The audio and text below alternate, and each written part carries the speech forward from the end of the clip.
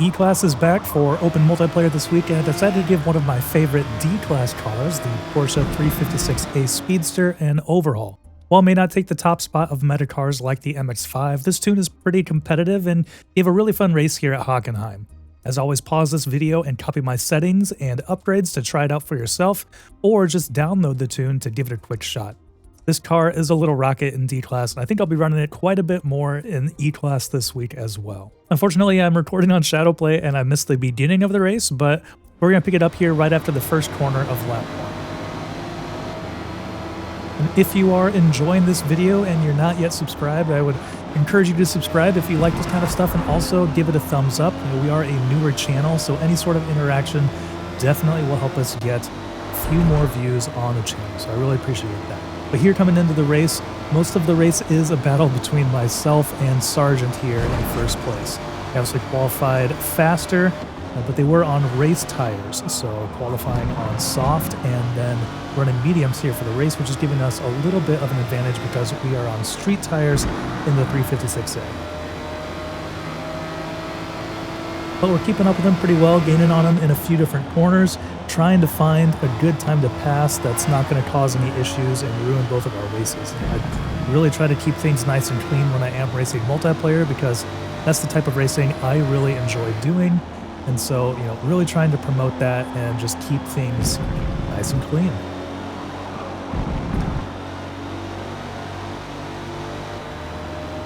We're getting a little bit of a run on him down here on the straight into T1, starting the second lap, but it's not quite going to be enough to make a move. Once again, I don't want to ruin his race by sticking my nose in there and him coming across the front of it. So we're just going to wait, try to find a better opportunity to get around him, because we are keeping up with him pretty well.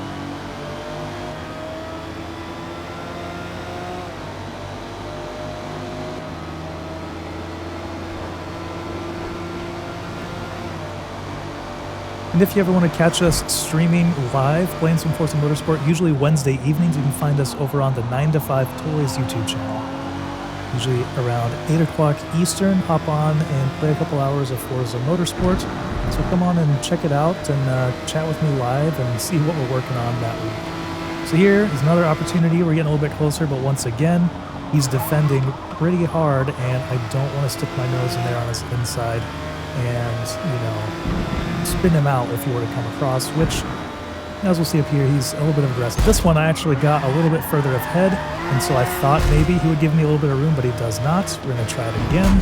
Once again, he's just coming across my nose there, acting like I'm not there, not giving me room on the exit. I do back out here because I didn't want to spin him all the way around, but unfortunately, that was some pretty hard defense from him that I wouldn't necessarily, you know, let me know what you think about it down in the comments. I think that was a little overly aggressive on his part, not really giving me the room, even though I was coming in there on the corner, but let me know what you think about it down in the comments.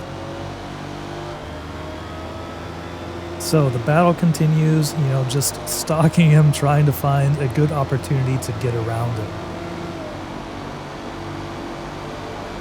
He is in the Corolla SR5, which is a very strong car in E. It's probably one of my favorites to drive outside of the meta cars, the MX5, which I don't really drive in these classes.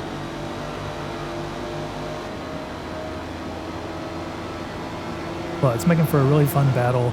You can see third place is about 4 seconds behind us, so we're not too worried about them catching up and causing any issues. And so we're just taking our time, trying to find a good opportunity to get around it here.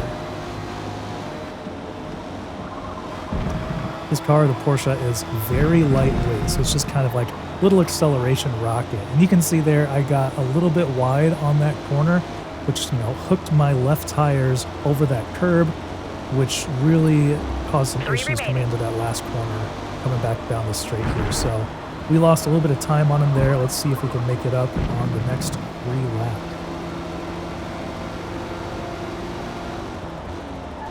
Once again, if you're interested in checking this tune out, I do have it shared, so you can just go to the car, look for the tune, search for Jalapesaurus, and you should be able to find it on there pretty easily. But also just pause the video in the beginning, and you can actually recreate the tune yourself if you want to make some tweaks to it.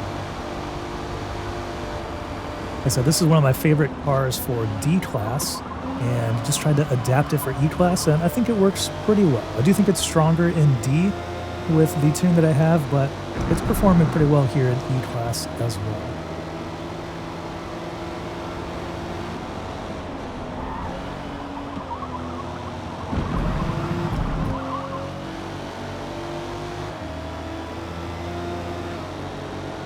So with 2 laps left, we are about a second behind him.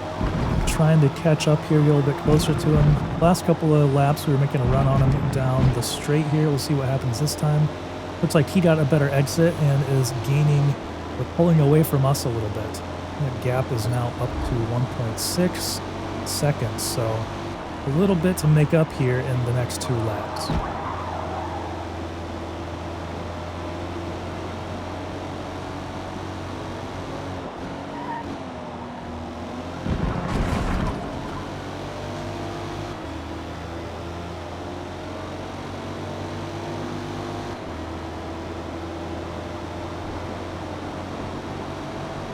What are some of your favorite E-Class cars to drive? Let me know down in the comments what you're driving this week, or what's your go-to when it comes to E-Class. It's always fun to try out different builds and tunes and different cars.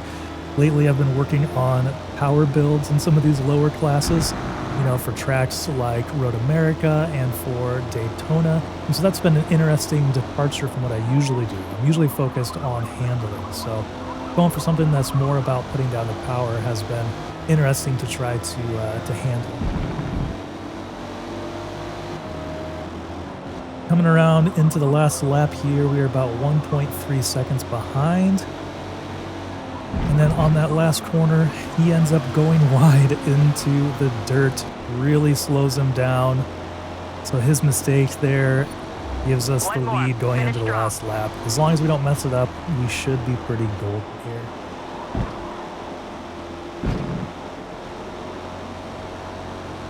Our quickest lap right now is 1:18.064. I do believe we were faster than that in qualifying. I can't remember now because Shadow Play didn't save that far back.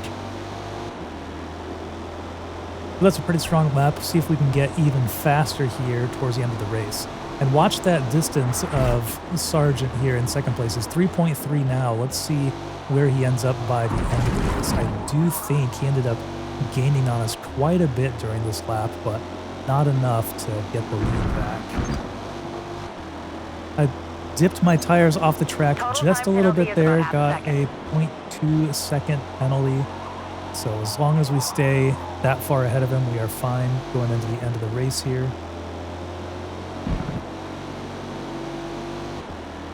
Brought the gap down to 2.9. Bumping a little bit over the track there. Cutting a little bit there. He's down to 2.7. But we are good here coming across the finish line to take first place here at Hockenheim. So I was really enjoying how that car performed. Like I said, I do think that those Corollas, the 74, are a very strong car when it comes to these shorter tracks here in E-Class. So being able to keep up with him and, I mean, get the win from him, even though it was because of the mistake he made there on the last corner, felt really good in the 356A. So if you want to try this out, find the tune, pause the video in the front and check it out. Join us on live streams Wednesdays, 8 p.m. Eastern. Also, if you enjoyed this video, give it a like and subscribe and check back for more videos. I've got a couple other ones lined up here we'll be posting pretty soon. So thanks for watching.